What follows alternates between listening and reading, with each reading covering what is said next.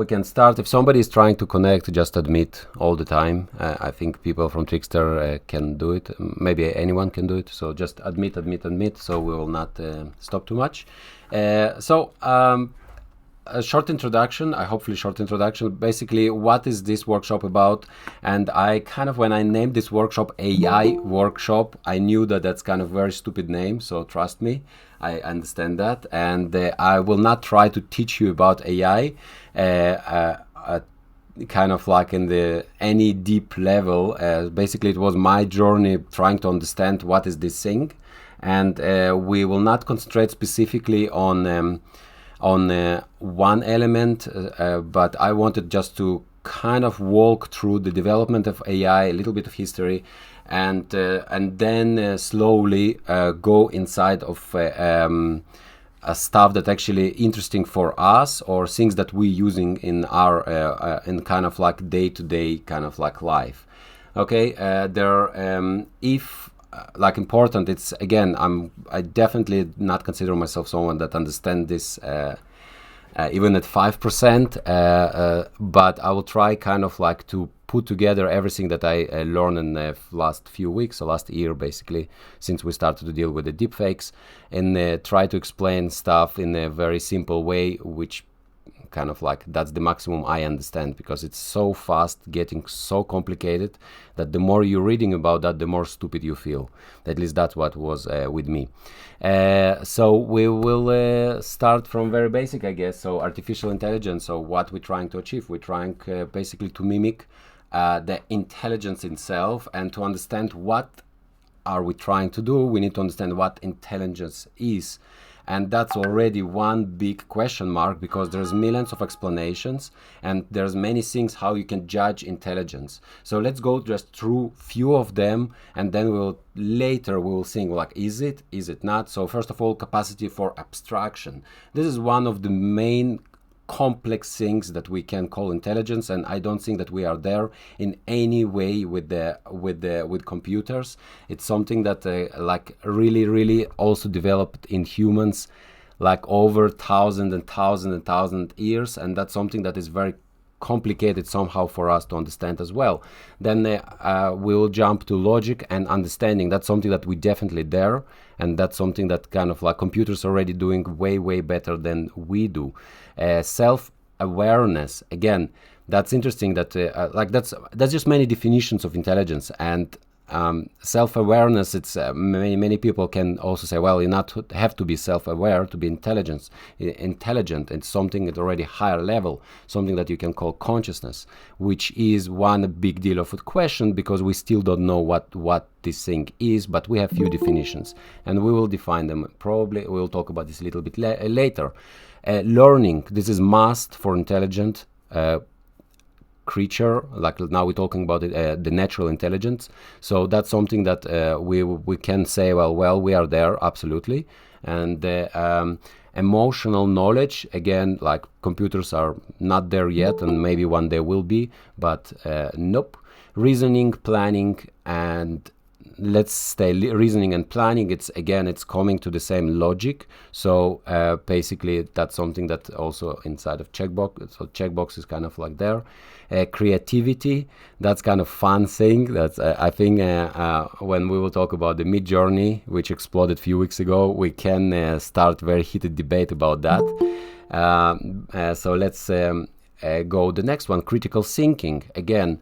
It's the same as the logic. No, well, it's not the same as the logic, but it's something that we can say, well, fine, understandable. It's not very hard to kind of like to see that actually computers could have critical thinking, because they have very strong logic based on the math and so on and so on. And problem solving, yes, there are different problems, and we'll talk about that. So that's something that kind of we also can say that we're getting there, or we are there absolutely with computers. So I'm jumping now already from intelligence to artificial intelligence, but let's see what was there.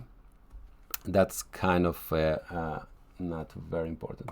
Now let's talk about artificial intelligence definition. I think Wikipedia, so I collected stuff from kind of like quite many sites, but basically we're trying to mimic humans. Okay, we're trying to learn, to teach machine to learn in the way that we do learn. Okay, now why we're doing this in this way? Because we don't know any other way.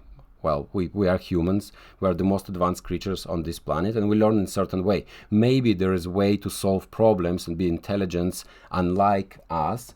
For example, this dude that's getting out of the bottle, his brain is completely different from brain of human, and he is extremely intelligent.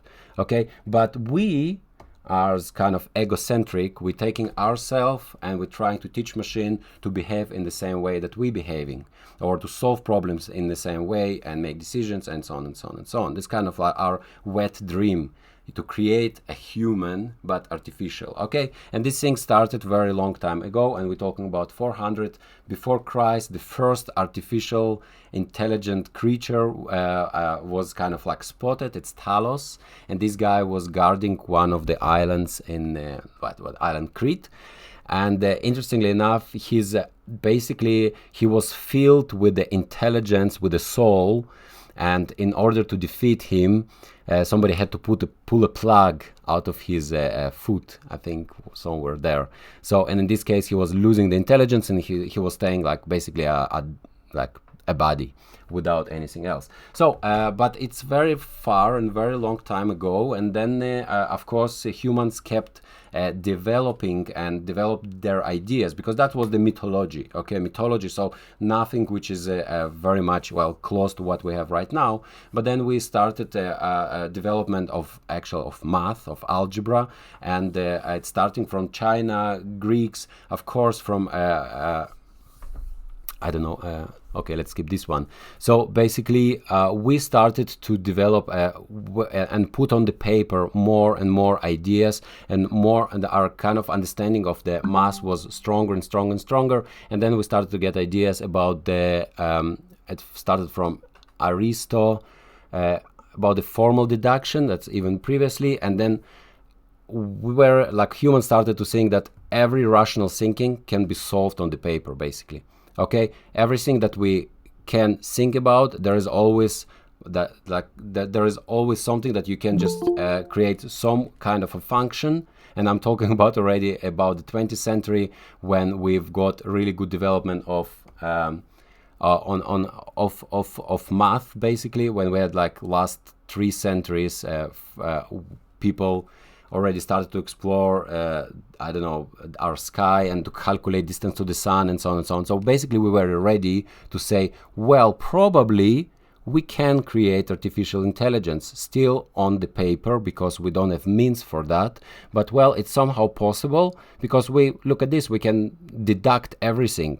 If you kind of remember a dude called Sherlock Holmes, and that was the time when it was written, basically that was time of determinism as a philosophy took very, very big leap and kind of lead, and humans are saying, well, we can deduct everything, you just need to apply this logic, you just need to be very, very smart, then kind of like you will be able to solve any problem just based on the A plus B equals C, and so on and so on. So but we had a big problem. We didn't have means to calculate that. Okay, we didn't have computers, basically. We didn't have anything that can do something like it. And the very first, it's not artificial intelligence, but very first machine that was able to make decisions and was able to win game against human, it was the chess player, and it's, as you can see, it's 1912. And this machine was not yet Deep Blue, that we will touch a little bit later, but it already was able in the end game to win chess game against any opponent. Not what is end game. End game in chess is the very, very final part of the game, when you have not so many figures on the board, and in this case it had only 3 figures. It was king, I think turn and horse, something like that. Where was it?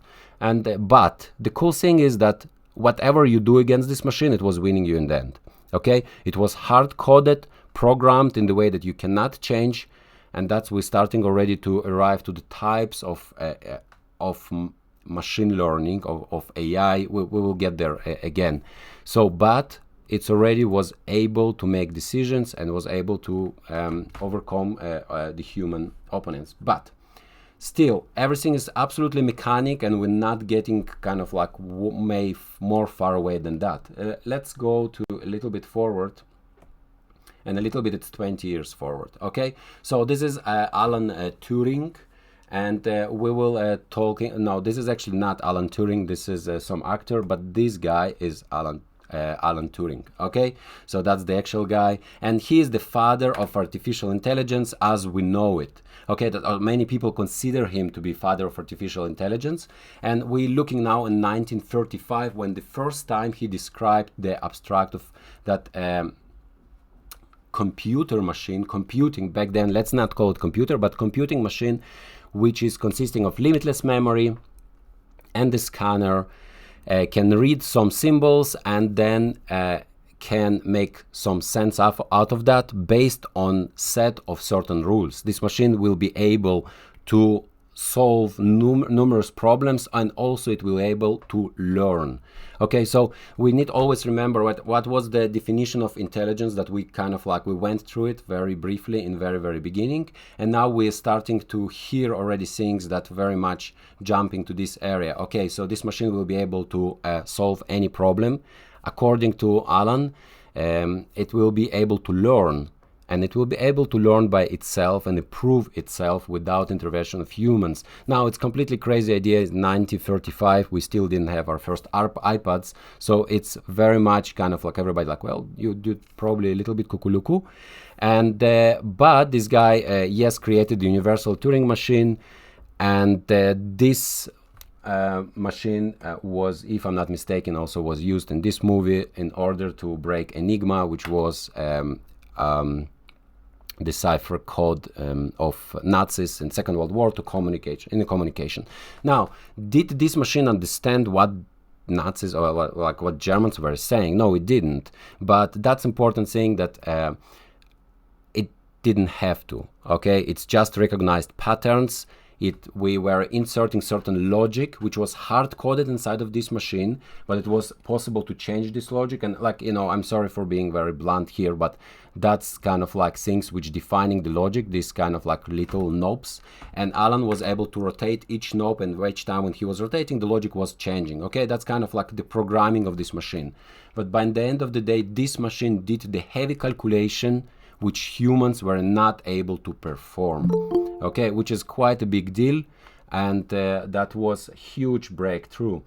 Then also, if we're talking about the fun, it's a Turing test, and that was again, Alan invented this test to see how can we define, is there is a person in front of us or there is a machine. Basically, it's consisting from three people. It's machine, it's a person that pretending, machine that pretending to be a person, and then a judge. And judge is asking a serious question, and then he need to find out if kind of like what is answering is machine or human. And that's the kind of like the Turing test, which till now no machine managed to pass. Okay, which is also quite important because we're all thinking, well, will ever machines blah blah blah. So now let's keep going. It's 1950 and we still don't have our computers, but we're getting there. So the first AI program, 1952, and that was our first IBM 701, and we have thanks, Alessandro. And about IBM 701, these huge computers which were able to solve a problem of playing checkers. Okay, fine, that's amazing. Let's keep going and let's advance forward. And then a kind of like big deal in 1954, we had first definition and first usage and of a first neural network. All right, so this is something that we'll talk about this way more in depth, and we'll look in these pictures again when we will arrive to the specific. But that was a very big leap when we were saying, well, guys, there is so basically neural network consists of the neurons, and there is an input. Then we have few hidden layers which are processing information, and the output. Again, we will dive inside of this a little bit later. The kind of like the big thing with the neural networks. Again, they don't need to understand stuff. They're getting the pattern, they know the answer or the true, like how it's supposed to look like, and then they're trying to match that. Technically, specifically, we'll talk about that, but here we go now. We're using these neural networks and this amazing I think it's 702, IBM 702, and humans started to jump very fast forward after thousands of years. When computers came in, our development went in very logarithmic way, very high. And we started to teach machines. The machines were able to translate, were able to understand speech. And we're talking about like 56 to 74, solve very complex problems and prove theorems. Okay, 74. Let's just make little comparison about how far did we jump. So in the beginning it was checkers. If we're talking about complexity, it will be something like on 8. Now I had the real numbers, but they are so huge that we kind of like makes no sense. But then if we'll go to chess game, which was 92, that was checkers, it's 52. Then 92 we went to kind of like double, and then Go, which was like few years ago, and it's not kind of like it's not twice, not 3 times more complex game, and it's way more logarithmic. Actually, it would be better if I would put the real numbers, because it's kind of like crazy. But let's go through our list. So 52, we had the first AI program that we mentioned already. 55, we started to be able to learn from our experience. Okay, so this is one thing which is kind of like the big deal of machine learning, which is subset of AI, because AI is why I mentioned that AI is kind of stupid name, because it's so vast, and we're starting to concentrate more inside of like machine learning. That's where we're going to be in the upcoming like half an hour. Okay, that machine would be able to learn by itself, something that Alan predicted already in the 30s. And then yeah, here we go. 1996, we have first machine which is beating our world chess player, world chess champion Garry Kasparov, and that was Deep Blue. Okay, and 2015 AlphaGo. It's lately. Now again, complexity, chess and AlphaGo, it's like AlphaGo, it's way more complex, because there are way more ways that you can win the game, and direction that you can go. Now fine, let's talk about levels of AI. There are many, not the definition of AI, that's fine, but many kind of ways you can categorize AI. I did choose 2, which kind of made the most sense to me, and especially this one. So first of all, artificial intelligence can be a kind of narrow artificial intelligence, and that's the very much simple everything that we have right now. Okay, everything that I can think of, it's narrow artificial intelligence. So imagine you have checker game. This machine can solve everything inside of this game. Chess, everything inside of this chess game, this machine will be able to solve. You will ask what time is it? This machine will be not able to answer you, because it's concentrated on the chess. Similar with the automatic driving, similar with the Google search, similar with the copycat that we're using. It's very narrow. It can be very smart, but it's extremely specific. Okay, and this is one of the big deal things of kind of like of our kind of like problem, that not problem, but the thing is that like we're thinking about the Terminators and stuff. That's different things. So we're talking about general intelligence, and that's what we have, humans, that's what many animals have, or most of them, I believe. It's general intelligence, meaning we can solve not one task, we can solve many different, completely different tasks. Okay, and this is a big deal for a computer. They're not able to do that, at least for now. There's some people that thinking, so basically some articles, people saying, well, in 20 years we'll be there. Most of the people saying we will be there in 40 years, maybe 70 years. Now, frankly, no one knows, because this can jump, like we see these jumps, and we're developing in a logarithmic way. So it's like we're developing extremely fast. When will it come? We don't know, but we know that it's all very much developing faster and faster, and the jump from general intelligence to super intelligence, supposed to be extremely fast, and then we completely fucked. So basically that's the, most of the people believe that that's it, that will be it. What is the super intelligence? When the intelligence will be outperforming humans on every level, and then a possibility of singularity, which means that basically all machines will be one a living body, and like we will be just ants on the planet, and so on and so on. Now, science fiction probably, but that's what we think of intelligence right now, of AI right now. Now, there's another definitions or types of AI that we can kind of separate them. It's one, reactive machines. What is reactive machines? It's machine which don't know the past, okay, but it knows the current situation and it's reacting to this situation. It cannot learn from the past experience. This machine was taught to do something, and then it's playing against you.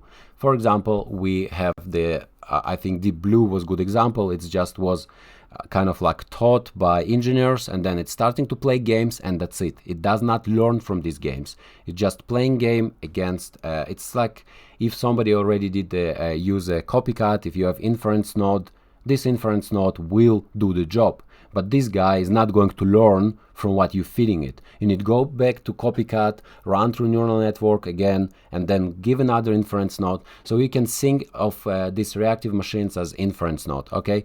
Say they cannot see past and so on. Then limited memory. That this guy is basically let me see. Well, this guy is basically, yes, able to do that, but I don't remember. Just give me a second. Okay, big difference. This guy can see stuff in the time. So, meaning, if we talking about reactive machines, you have the situation, you need to act, which is static situation. The second type can actually, or have to, or can see the past, see the current, and then predict the future. Okay, so that's why here example of the cars, automatic cars, is given, because you cannot predict the future if you don't see the past. If you don't see this machine is going from A to B, you need at least 2 points, and so on and so on. Then next definition is theory of mind, and that's kind of like big deal of a leap, when machine will be actually understanding that everything which is around this machine also has own thought and ideas, and so on and so on. Right now, machine really see the problem solving this. Okay, and the last one is self-awareness, and we call it consciousness. Big deal of a problem, because right now we by ourselves in the problem to define the consciousness, what this thing is, like what is the soul, and so on and so on. So there are people that saying we know what consciousness is. I believe I somehow understand that, but basically when we're saying that machines will be self-aware, it's kind of like it's already a very big deal of a jump. And then we have a kind of like basically conclusion here with the levels of AI. We are approximately here. Okay, so all that is in our future. We already defined that already quite some time ago, but we are now in reactive machines, and we are now inside of the narrow intelligence scope. If somebody can tell something that he knows some type of AI which has general intelligence, please, like it will be very nice to hear about that. There is a news from like 2 days ago that allegedly Google, well, is sentient, so it's basically reacting like a 7-year-old boy. You see, and took only 1 week. Yeah. All right. Next week it's gonna be HAL 9000. Yeah. Yeah. All right, so let's now start diving a little bit deeper inside of where we want to be, and I will not talk about robotics and computer vision, but I will jump this. I will start immediately with machine learning, neural network, and the deep learning. This is subsets of AI, but basically neural networks and deep learning, it's part of the machine learning. Let's have some definitions there. Machine learning is the ability of machine to use mathematical models and learn from the experience. Okay, and there are a few types of machine learning, but basically we're trying to mimic how humans do things and to predict stuff in the way that humans do predict things. and learn in the same way. And we're using neural networks. Okay, so basically, again, as I mentioned already a few times, similar, like a person has a neuron in his brain which are transferring information. They can be on and off, and depending on the chain which neurons are activated, the solution to kind of certain problems will be made. Okay, and similar in the computers, in our like machine learning algorithms, we will have neurons which will act in the similar but not in the same way, slightly, and we will touch it in a moment. What is the deep learning? Deep learning, it's the ability of machine to improve the first learning, which was very much supervised by human, when we inserting information and we telling this is good, this is bad, or this is true, this is false, this is dog, this is cat, and then ability of computer to take this information and then to have additional learning rounds inside of itself without any help of the human. Okay, and this already can be better and faster than what we are doing, way more complex, and here already we as humans do not understand exactly what's happening there. Basically, we do understand what's happening. There are people that wrote the program, but the outcomes, it's very much black box for us. It's just spitting things out, and we're like, what? Did we write that? And we'll get there maybe a little bit later. Now, and here I already mentioned supervised. What does it mean? So there is a few types of machine learning, and we'll touch basically three of them. We'll talk about reinforcement. So first of all, supervised learning. Okay, the second is semi-supervised, unsupervised, and reinforcement learning, which is actually part of the, I think, unsupervised as well, or all of them. But let's go one by one. Okay, so first of all, supervised learning, it's one that I think is the most kind of like used by us or by many other people and many other kind of like stuff that you detach with AI. It's when humans saying, feeding the program with a huge amount of information which is already labeled, and we're saying, well, guys, this is cat, this is dog, now produce me cat or dog, or find in the picture cat or dog. Recognize these patterns. We'll talk about patterns. Sorry, I'm jumping, but there's always human involved, and then human saying, well, yes, no, and so on and so on. And machine is makes prediction, and it's always corrected by human to get proper output. Okay, that's supervised learning. It's pretty simple. Now we can distinguish in the two algorithms. The main algorithms that are used, it's a classification and regression. And what is the difference? So classification will always try to classify types: cat, dog, human, car, white, black, and so on. But regression will always try to find a value.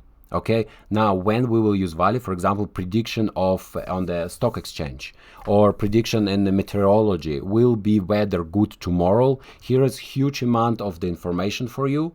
Have a look how it was previously, and now give me the numbers of temperatures tomorrow. Classifications, is this female, is this male? Okay, so that's two different algorithms.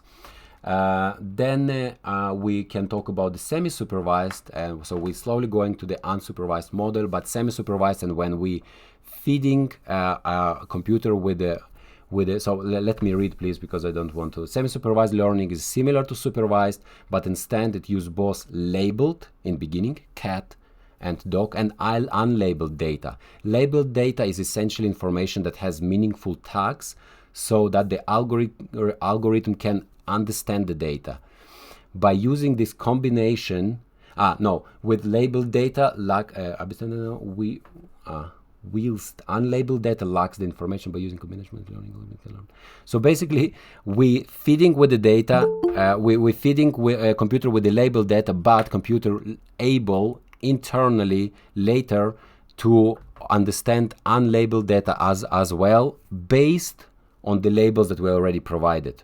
And that's kind of like already we coming inside of the deep learning, when we're giving him some information, but then additionally to that, we're giving him something which is unlabeled. He doesn't know what this thing is, but he's already know the formula to recognize that, and he will be able to classify this and put it as specific clusters and spit it out and say, well, probably this is cat, probably this is dog. Even so, we didn't label that. And then we're going to the unsupervised, which is completely, we're not giving any labels, we're just giving a lot of the data inside, and then we like saying, well, probably there are bananas and apples, and then computer just, a machine learning algorithm just looking on the patterns, and then spitting out like probably this is apples, probably this is bananas, probably this is pears, and so on and so on and so on. So there's no human involved. Did this machine understand that this is actually apples and bananas? No, but it's very good in recognizing patterns, and that's something that we'll touch later, how exactly it's doing that. Now, in the reinforcement learning, it's something that I did touch already a few times. It's a kind of like we're giving some data, and what's happening, this data processed, and we have an output. Yes, this is normal supervised learning, okay? But instead of that, it's going inside of the algorithm, and then we have kind of like output, which is going back inside of the same algorithm, and then going through this again. Okay, and then it's a kind of managing to find better and better and better solution with each iteration, which is happening without involvement of the humans at all. Now, let's talk about how actually the learning is happening. And that's one of the big deal of the things that I was trying to understand by myself. And because it is magic, because it's like, wow, how does it happen? And it's basically just very complex, and it's very much hidden, but I will try to explain in the way that I did understand, and it's only one of the ways, by the way, how the machine is learning, but this is very much basic explanation. So let's start with the CNN, a convolutional neural network. Am I explaining that? It's here. Yeah. Okay. Let's start here. Yeah, it's here. So what's happening with this? It's so first of all, the building blocks are kernels. Let's talk about this for a moment. So basically, exactly as a human brain, for the neural network for computer to estimate everything is very, very complicated. So he's first of all, he's defaulting to trying to understand very main features of the picture, and as you can see, the output on convolution looks like that. So he sees the edges, he sees the contours, and this is way less information for him to judge. Okay, and that's what will happen inside of this network on these levels. Okay, so this is here. Now, what's happening on the very first level? And let me jump here, please, because this is quite a good picture for that. Now, we're giving to computer a picture, and I'm talking about the, for example, the 7. Okay, we want to ask computer which number is that. Previously, we did teach this network on recognizing numbers. How did we do that?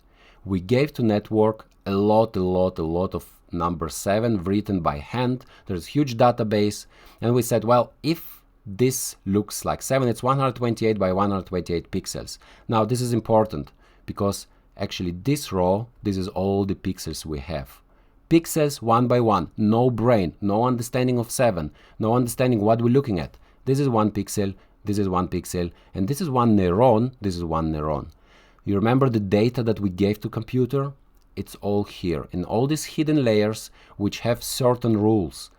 These neurons, and now we call them neurons exactly as in our brain, will be activated only if certain rules are followed. And let's have a look what's happening here. So this is all pixels that we have, and our neurons are activating in a certain way. Now, they're not 0 and 1 like in our brain, but then they between 0 and 1, meaning one of them can be completely black, another 0.5, another 1, and so on and so on. And what's happening, this information is going inside of our internal kind of like layers of the network. And here, each neuron is activating the next one with a certain weight. And that's kind of like, well, this one is 0.5, this is 1. And then there is a set of rules. That's why it's not kind of each one going in front of the other. You see, there's kind of like different ones. And then it's slowly arriving to the final answer. In this case, it's from the 0 to 9. It's going inside, and final answer is 7. So this is very, very basic neural network. Okay, now another thing which is known in our networks, which is we're saying, well, but it's supposed to somehow arrive there. How actually did know, because like I need to learn this picture actually. Okay, and that's called back propagation. And now I will try just to kind of like to explain how this things is. This is our network. Let me go to this. How actually it's arriving to the right result, because in beginning it needs to guess what is the 7. So you saw this amazing picture that I showed you, and let me show it again, which may be confusing because here we kind of like, well, that's what actually happening on the pixels that we need to recreate. Because right now it's just we're looking on this pattern, but we don't understand this pattern yet, right? You remember, my machine is stupid. But then we need to recreate this pattern and say, well, this is a 7, okay? And in order to do that, he need to start from something.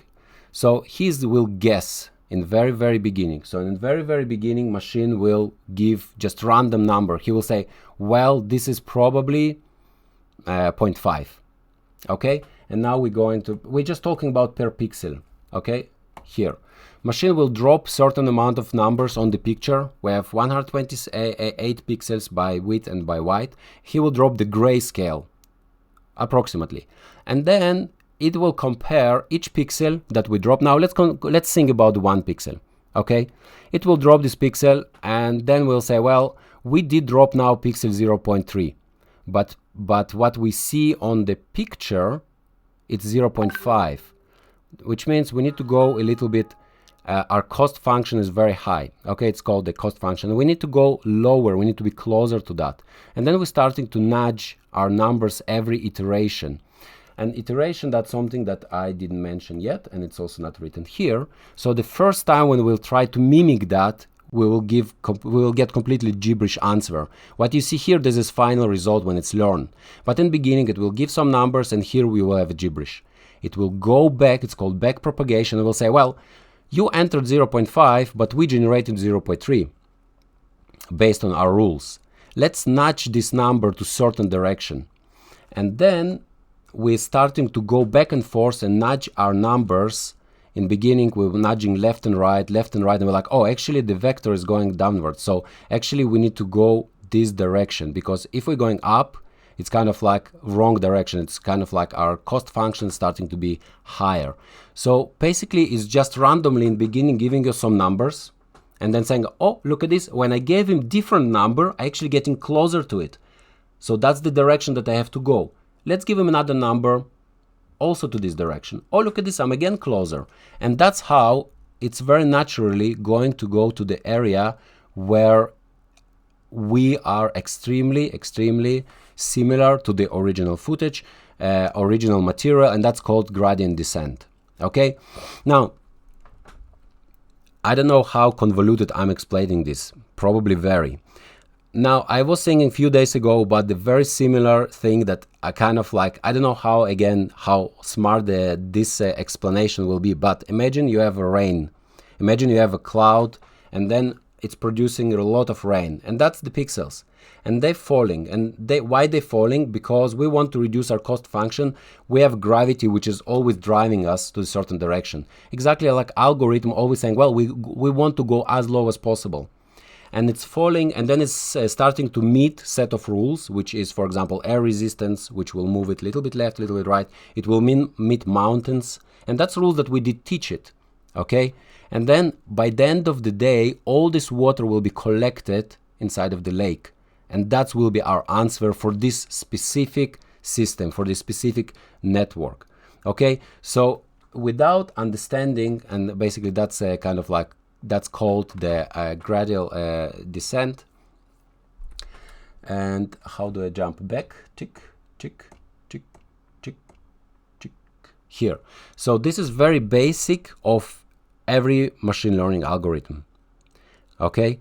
So we giving some example. Machine is trying to mimic that. We'll jump later to CopyCat just to see this in real kind of like live.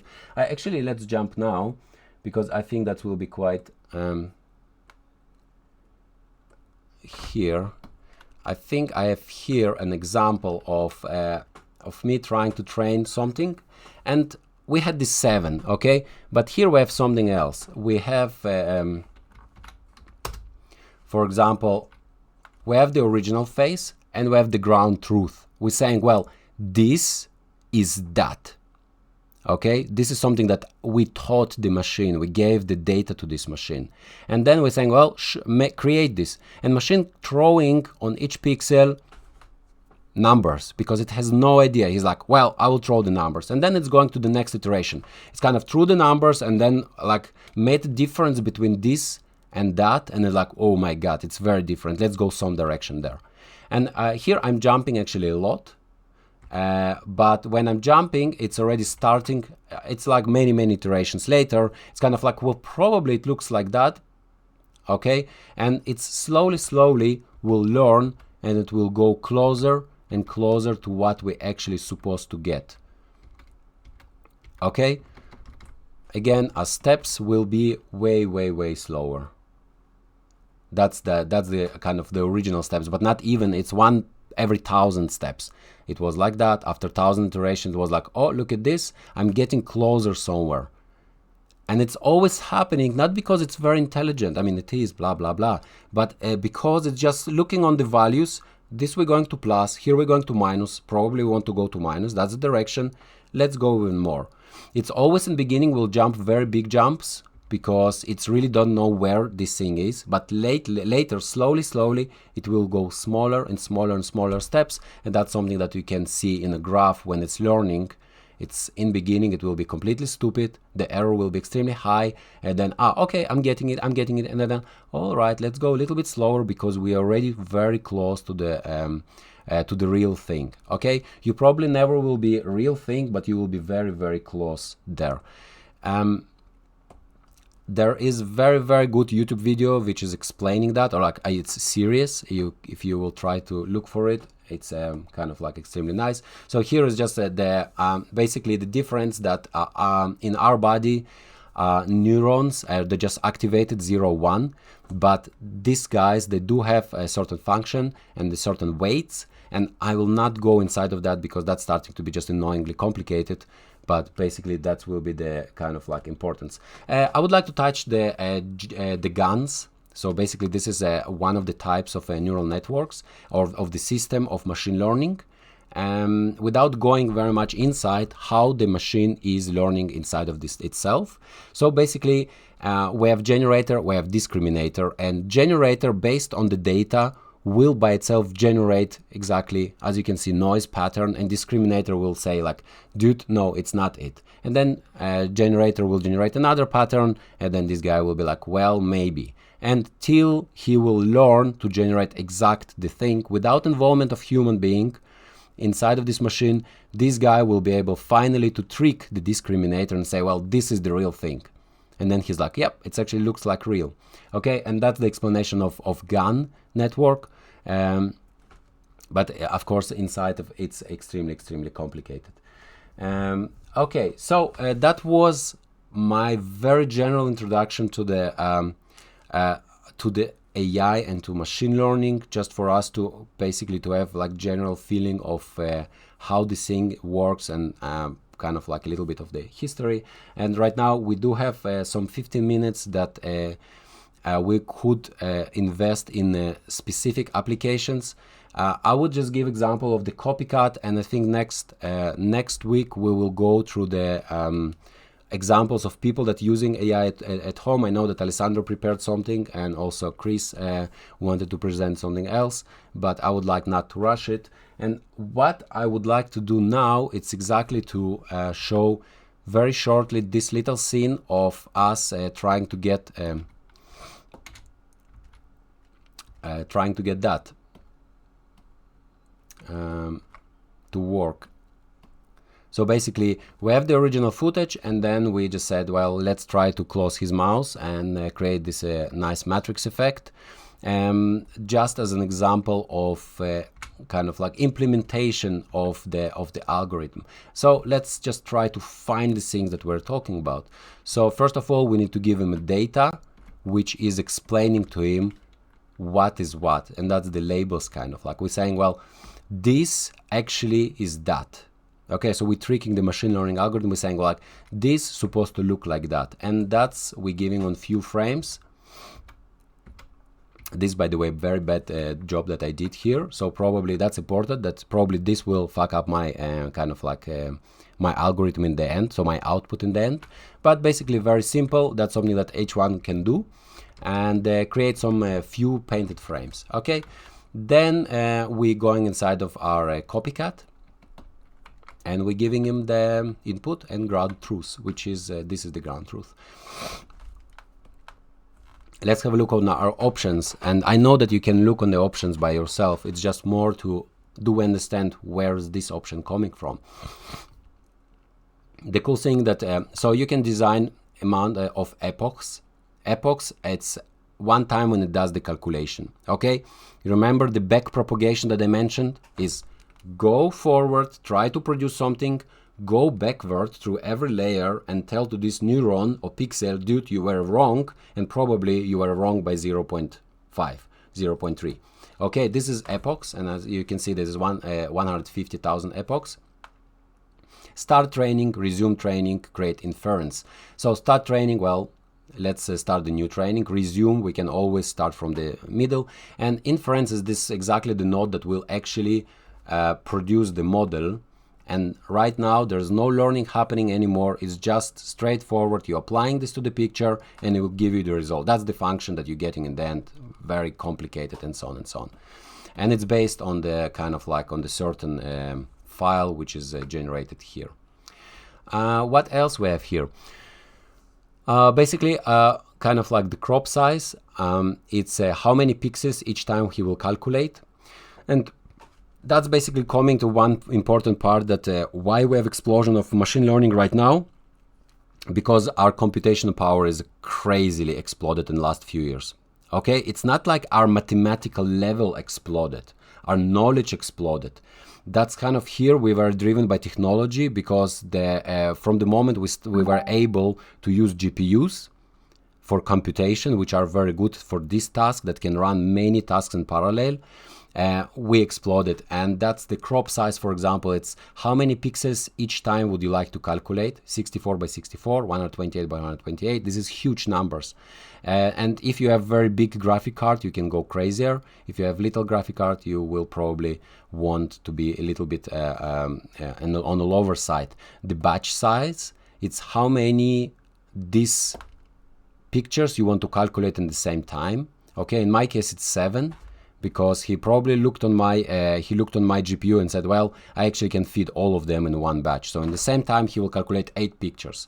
Okay, again, stronger machine, you can go higher with the batch size, but kind of like I wasn't running on auto, and kind of like it did good job for me. Okay, so and then you're teaching the machine. It's completely, of course, this is supervised learning.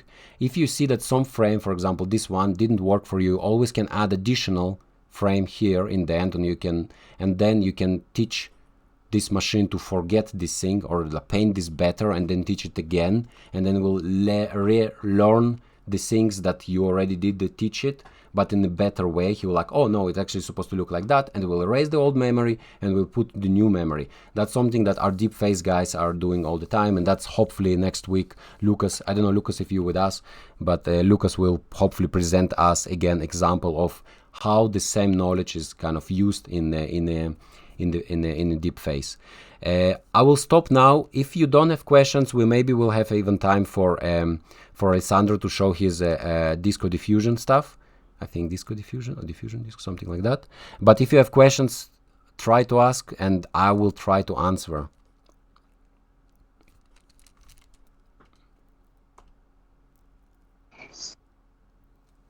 All right. Well, man, so many people. I just yeah, now see. Okay, good. Then in this case we have look, we have Alessandro, 9 minutes. What do you say? I guess Alessandro left. He had a call. Okay. In this case, if there are no questions, I hope it was somehow informative.